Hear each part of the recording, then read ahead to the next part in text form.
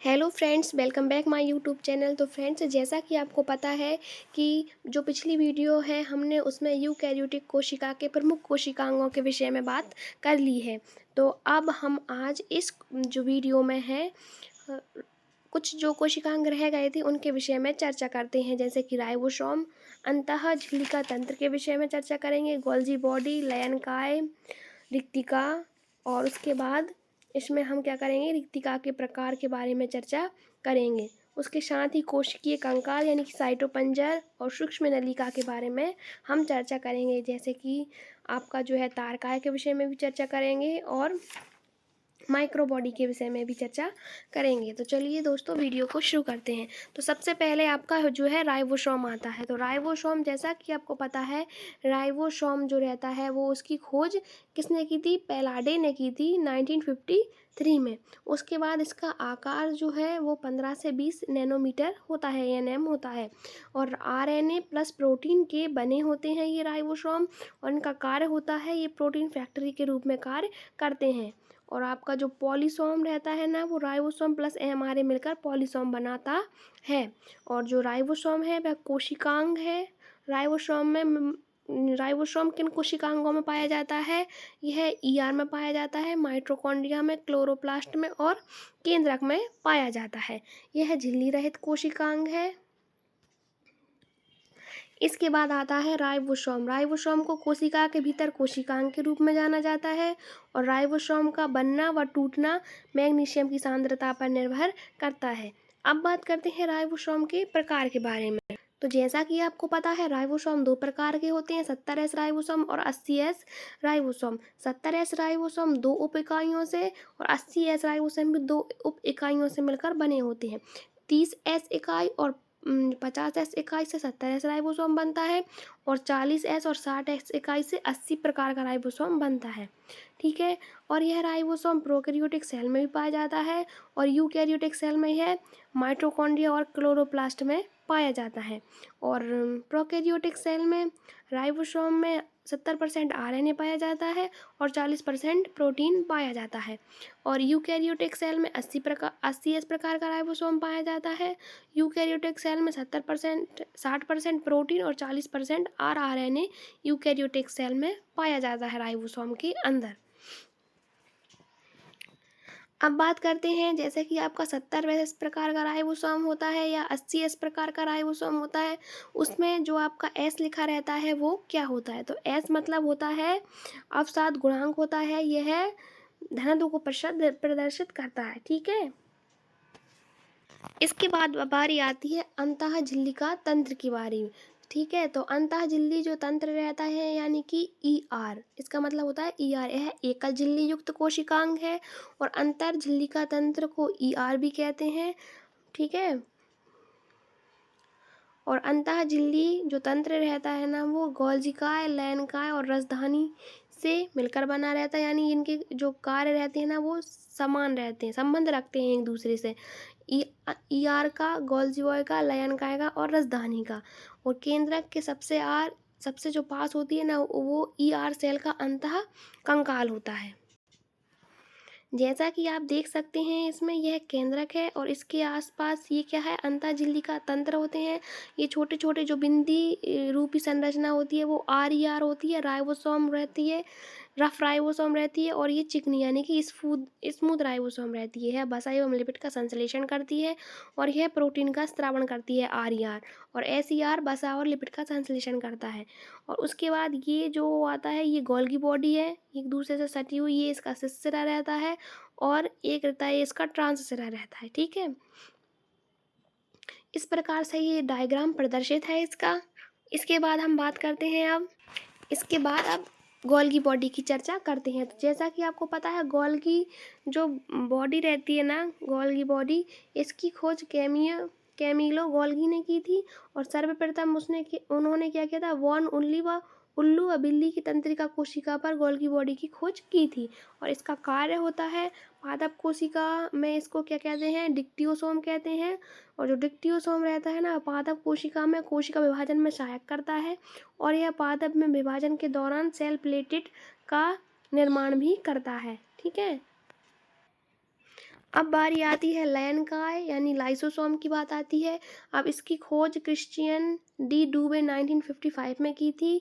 और मुख्य जैसे कि आपको पता है लाइसोसोम क्या करता है, तो सबसे पहले यह मुख में कीटाणुओं को मारता है लार या सलाइवा के द्वारा, ठीक है। उसके बाद यह आमाशय में पाया जाता है, जठर रस यानी SCI में पाया जाता है, कीटाणु यानी कि लीवर में कुंफुर सेल में पाया जाता है, और छोटी आंत में पाया जाता है WBC के रूप में। और रक्त में भी ये WBC के द्वारा ही होता है। और लाइसोसोम जो रहता है ना, वो हाइड्रोलाइटिक एंजाइम रहता है। यह सेल के लाइसोसोम हाइड्रोलाइटिक एंजाइम रहता है, सेल्स को जो कीटाणु वाले सेल्स को है उनको मारता है। और लाइसोसोम की उपस्थिति यूकैरियोटिक सेल में उपस्थित रहती है, ठीक है। और एनिमल सेल में भी ये प्रेजेंट रहती है। और इसकी अनुपस्थिति यह प्लांट सेल में नहीं पाई जाती है। और यह फंगी सेल में भी नहीं पाई जाती, और मैमल्स की RBC में भी नहीं पाई जाती। उसके बाद इसके कार्य आते हैं। यह हानिकारक कीटाणुओं को नष्ट करती है, जैसे कि खाना पचाना, जो हम खाना को पचाते हैं उसके बाद जो पाचक थैला रहता है उसमें जो हानिकारक कीटाणु है उनको क्या करती है, ये नष्ट करती है। उसके बाद क्या होता है, अत्यधिक संक्रमण होने पर जल अपघटनीय एंजाइम द्वारा स्वयं को नष्ट कर लेता है। जैसे कि जब कीटाणुओं का खतरा अधिक बढ़ जाता है तो जैसा कि आपको पता है लाइसोसोम में जल अपघटनीय एंजाइम पाए जाते हैं, ठीक है। इनका pH कितना होता है, ये जो जल अपघटनीय एंजाइम होते हैं उनका pH होता है 5 होता है। यह अम्लीय होता है, अम्लीय pH पर क्या होती है, सक्रिय होते हैं। और यह हाइड्रोलैक्टिक होते हैं, जो प्रोटीएस को पचाते हैं, लाइपेज को पचाते हैं और कार्बोलीज को पचाते हैं, ठीक है। और स्वयं को नष्ट करने से क्या होती है, आसपास की सेल से क्या हो जाती है, रक्षा हो जाती है। अपने आप को स्वयं में नष्ट कर लेती हैं, तो आसपास की जो सेल रहती हैं वे संक्रमण से सुरक्षित हो जाती हैं। और इनके अन्य काम होते हैं लाइसोसोम के, वो होते हैं, इनको अन्य नाम से जाना जाता है, वो नाम है इनका पाचक थैला, आत्महत्या का थैला, कोशिका का रखवाला इनको कहा जाता है। अब बात करते हैं असमय लयन काय के विघटन से क्या होता है, कैंसर हो जाता है। जब जो लाइसोसोम सेल्स रहती हैं उनमें असामान्य विघटन हो जाता है तो उससे कैंसर हो जाता है। अब इसके टाइप होते हैं प्राथमिक लाइसोसोम, जो इसकी प्राइमरी स्टेज रहती है ना, वो कहती है हाइड्रोलैक्टिक एंजाइम को क्या करती है, स्टोर करती है। और द्वितीय जो लाइसोसोम रहता है ना, सेकेंडरी लयन काय रहता है, वह कीटाणुओं को नष्ट करता है। उसके बाद थर्ड जो रहता है अपशिष्ट काय रहता है, यह पाचन के बाद अपशिष्ट को स्टोर करता है। उसके बाद जो फोर्थ रहता है स्वयं भक्षण रहता है, वो तो वह क्या करता है, वह स्वयं भक्षण जो रहता है वह अत्यधिक समय तक आहार न मिलने पर स्वयं की सेल को नष्ट कर लेता है। अब बात करते हैं रिक्तिका की। तो रिक्तिका की खोज एंटोनी वॉन ल्यूवेनहॉक ने की थी। इसको रसधानी के नाम से भी जाता है। प्रोकैरियोटिक सेल में रिक्तिका नहीं होती, यूकैरियोटिक सेल में यह उपस्थित रहती है।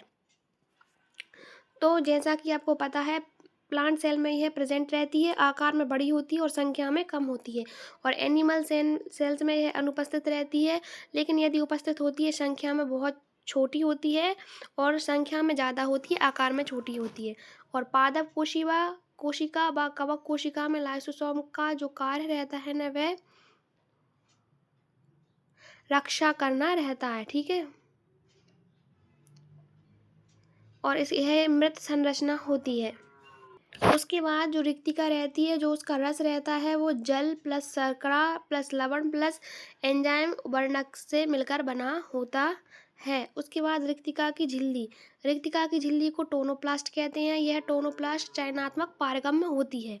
उसके बाद रिक्तिका एंडोकाइटोसिस से बनती है, जहाँ कोशिका बाह्य कणों से अपने आप को समाहित कर लेती है। उसके बाद बारी आती है एक्सोकाइटोसिस में रिक्तिका सेल मेम्ब्रेन के साथ जुड़कर अपशिष्ट पदार्थों को कोशिका से बाहर करती है, ठीक है। और रिक्तिका के जो रस में एंथोसाइनिन वर्णक होता है, जो pH के आधार पर फूलों को रंग प्रदान करता है। उसके बाद बारी आती है कि जो रिक्तिका में अगर pH 7 से कम हो तो फूल का रंग गुलाबी हो या हल्का लाल होता है, उदाहरण गुलाब की पंखुड़ी। और उसके बाद pH अगर 7 से ज़्यादा होता है तो बेसिक या एल्केलाइन या क्षारीय होता है। इसमें फूल का रंग नीला होता है। उसके बाद बारी आती है रिक्तिका के प्रकार की। तो रिक्तिका का जो प्रकार रहता है वो सेप यानी वैक्यूल रस भरा रहता है। उसके बाद खाद्य रिक्तिका रहती है, वो अमीबा में भोजन के कण संग्रहण करने में बनती है। और संकुचनशील रिक्तिका जो रहती है वो अमीबा जैसे जीवों में परासरणीय संतुलन या उत्सर्जन में सहायक होती है। और जो वायु रिक्तिका होती है वो क्या करती है, जो वायु रिक्तिका में जो वायु रिक्तिका रहती है उसकी केंद्रीय रिक्तिका में पानी भरा रहता है, जो कोशिका में टर्गर प्रेशर को बनाए रखती है। इसके बाद बारी आती है टर्गर प्रेशर की। तो कोशिका भित्ति पर दाब बनाए रखता है, जिससे कोशिका की कठोरता बनी रहती है, वह टर्गर प्रेशर रहता है। यदि इसमें पानी की कमी हो जाए, सेल्स शिथिल हो जाती हैं, व पानी एंड तना मुरझाने लगता है। अब बारी आती है कोशिकीय कंकाल की, जिसको कहते हैं साइटोपंजर कहते हैं। तो जो कोशिकीय कंकाल रहता है उसकी खोज निकोलाई कोलस्लोव ने की थी। यह कोशिका की गति में सहायक होता है। प्रोकैरियोटिक सेल में यह एब्सेंट होता है और यूकैरियोटिक सेल में यह प्रेजेंट रहता है। यह तंतु में प्रोटीन संरचना होती है और सूक्ष्म तंतु रहते हैं। इनका व्यास 3 से 6 nm रहता है और यह संकुचन के लिए उत्तरदायी रहती है। और यह एक्टिन प्रोटीन से मिलकर बनी रहती है, जो ग्लोब्यूलर जी और एफ एक्टिन फिलामेंट तंतु से बने होते हैं। अब बारी आती है सूक्ष्म जो है नलिका की। तो सूक्ष्म नलिका रहती है, उसका व्यास 24 नैनोमीटर रहता है और यह सेल डिवीजन में सहायक होता है। यह ट्यूबुलिन प्रोटीन यानी कि तुर्क तंतु का निर्माण करती है। सूक्ष्म नलिका में तुर्क तंतु का निर्माण होता है। उसके बाद बारी आती है मध्यवर्ती तंतु की, जिनका व्यास होता है 10 नैनोमीटर होता है। और इसके जो अन्य प्रोटीन रहते हैं ना, यह उनकी बारी आती है। एक तो रहता है काइनेसिया, यह सूक्ष्म नलिका के साथ चलते हैं और यह सभी मेंबर के साथ मिलकर अन्य कोशिकांगों को क्या करते हैं, अन्य कोशिकांगों को खोजते हैं। अब बारी आती है डायनेंस की। तो कोशिकाओं को केंद्र की ओर यह खींचता है और मायोसिन यह संकुचन के लिए उत्तरदायी रहता है। उसके बाद जो मायोसिन रहता है वह क्या रहता है, संकुचन के लिए उत्तरदायी रहता है। और कोशिकीय कंकाल जो रहता है ना, वो कोशिकाओं को बिखरने नहीं देता और अपने स्थान पर बनाए रखता है। अब बारी आती है तारका यानी कि सेंट्रियोसोम की। तो इसकी खोज वेंडेन ने 1876 में की थी और इसका नामकरण बोबेरी ने 1888 में किया था। यह झिल्ली रहित कोशिकांग है। जंतु कोशिका में यह शैवाल कवक में उपस्थित रहता है और पादप कोशिका में यह अनुपस्थित रहता है। और जब दो तारका एक दूसरे के लंबवत प्रत्येक सेंट्रियोल की संरचना करते हैं तो वह कैसी दिखती है, बैलगाड़ी के पहिए के समान दिखती है। और इसका जो कार्य रहता है वह एनिमल सेल रहती है उसमें सेल डिवीज़न सेल डिवीज़न के द्वारा तुर्क तंतु का निर्माण करता है। और इसमें सिलिया एंड फ्लीजेला जो रहते हैं वो क्या करते हैं, बेसल बॉडी बनाते हैं। और आप देख सकते हैं जो आपका तारका एंड सेंट्रियोसोम तारका रहता है उसमें 9+0 का सिस्टम है जो पाया जाता है। और उसके बाद बात आती है सीलिया एंड फ्लेजेला की। तो यूकैरियोटिक में क्या करते हैं, गति करते हैं और इनके कोर को क्या कहते हैं, अक्षसूत्र कहते हैं। और सूक्ष्म नलिका की जो भुजा डायलिन प्रोटीन की बनी होती है वह क्या करती है, यूकैरियोटिक सेल में सीलिया एंड फ्लेजेला में पाई जाती है। आप देख सकते हैं इसको फ्लैजिला बोलते हैं। ये इसका संरचना है, ये हुक है, बेसल बॉडी है, फिलामेंट है, इसकी पूंछ है। और उसके बाद बारी आती है सूक्ष्म का यानी कि माइक्रो बॉडीज़ की बात करते हैं। तो ये जो माइक्रो बॉडीज़ रहती है ना, वो एक झिल्ली युक्त कैरती कोशिकांग रहती हैं। ये गोल्गी बॉडी की थैलियों के टूटने से बनती हैं। इनका साइज 0.3 से 1.3 माइक्रोन होता है। और जो माइक्रो बॉडीज़ रहती हैं ना, वो पैरोक्सिसोम और गैलियोक्सिसोम प्रकार की रहती हैं। पैरोक्सिसोम की खोज टोलवर्ड ने 1969 में की थी। और C3 प्लांट्स में यह पैरोक्सिसोम प्रेजेंट रहता है। और सभी पादप जिनमें प्रकाशीय श्वसन हो उनमें भी जो C3 प्लांट्स रहते हैं वो पाए जाते हैं। और इसकी जो जानकारी है, डिक्टर एंड टियो ने 1959 में तंबाकू में खोजा था। और प्रकाश संश्लेषण के दौरान राइबोस एंजाइम रहती है, रुबिस्को एंजाइम रहती है, वो CO2 की जगह O2 से क्रिया करती है। यह C3 प्लांट्स में यह क्रिया होती है और इसमें O2 के स्थान पर CO2 मुक्त होती है। तो जैसे कि चाय, मूंग, कपास और मटर ये C3 प्लांट्स होते हैं। अब एनिमल सेल में यह यकृत वृक्क प्रोटोजोआ में उपस्थित रहती है और इनमें उपस्थित कैटालेज तथा ऑक्सीडेज एंजाइम हाइड्रोजन पेरोक्साइड को पानी में बदल देती है। 2H2 प्लस O2 मिलकर 2H2O प्लस O2 का निर्माण करते हैं। और कुछ जंतुओं में यूरिक एसिड रहता है ना, वो ऑक्सीडेज एंजाइम भी होता है जो यूरिक एसिड को तोड़ता है। और इसके बाद बारी आती है मनुष्यों में यूरिक एसिड ऑक्सीडेज एंजाइम नहीं होता, जो नहीं होता है तो यूरिक एसिड का जमाव होने लगता है। ठीक है, जैसे कि प्रोटीन का पाचन होता है उसके बाद अमीनो एसिड बनता है। अब बारी आती है ग्लाइसोऑक्सीसोम की। तो इसकी खोज बी बरेयर ने 1961 में की थी। उन वसा बीजों में जो कार्बोहाइड्रेट में बदल जाता है, जैसे मूंगफली, अरबी में पाया जाता है। यह परिवर्तन ग्लाइकोक्सिलेट चक्र द्वारा होता है जिसमें बीटा ऑक्सीकरण होता है। उसके बाद बारी आती है केंद्रक की, जिसको कैरियन बोलते हैं। तो यह जो कोशिकांग है वह बहुत ही इंपॉर्टेंट है, इससे अधिकतर प्रश्न बनते हैं।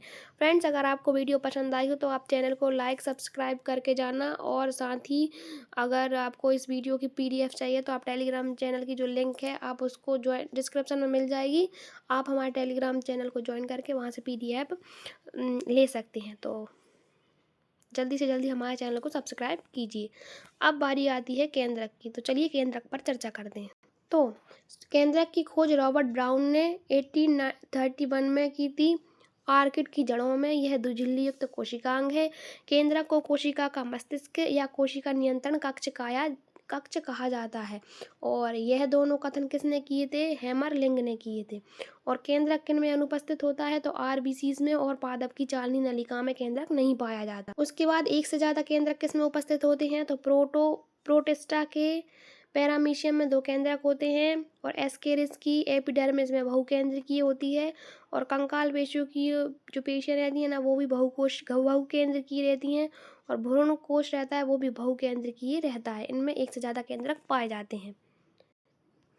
तो देखिए, द्विझिल्ली युक्त जो कोशिकांग रहते हैं ना वो माइटोकॉन्ड्रिया, क्लोरोप्लास्ट और केंद्रक रहते हैं। और केंद्रक को कैरियन कहते हैं। और जो केंद्रक रहता है ना उनमें अनुवांशिक पदार्थ क्रोमेटिन रहता है। और जो क्रोमेटिन अनुवांशिक पदार्थ है यह कथन फ्लेमिंग ने कहा था। फ्लेमिंग ने इसकी खोज की थी। और जो केंद्रक में रहता है ना DNA प्लस स्टोन अणु पाए जाते हैं, और non stone protein plus RNA nucleoprotein में पाए जाते हैं। ठीक है, और RNA में 5 जगह पाया जाता है। RNA इनमें 5 जगह पाया जाता है। और यह इसका परिनल की अवकाश रहता है जो 10 से 50 नैनोमीटर रहता है। और केंद्रक जो छिद्र रहता है ना वो किस में रहता है? प्रोकैरियोटिक प्रोटीन और RNA दोनों की दिशा में गति करने के लिए इसमें वो जो है केंद्रक छिद्र रहते हैं। अब ये इसकी केंद्रक झिल्ली रहती है और जो कि चयनात्मक होती है, और यह झिल्ली रहित कोशिकांग रहती है केंद्रिका, जो RNA प्लस राइबोसोम से मिलकर बनी होती है। और राइबोसोम जो रहता है ना वो क्या करता है? प्रोटीन फैक्ट्री के नाम से जाना जाता है। ठीक है, और देखिए यह DNA की संरचना होती है जो कि आनुवंशिक पदार्थ है। इसकी खोज फ्रेडरिक मिशन ने 1869 में की थी।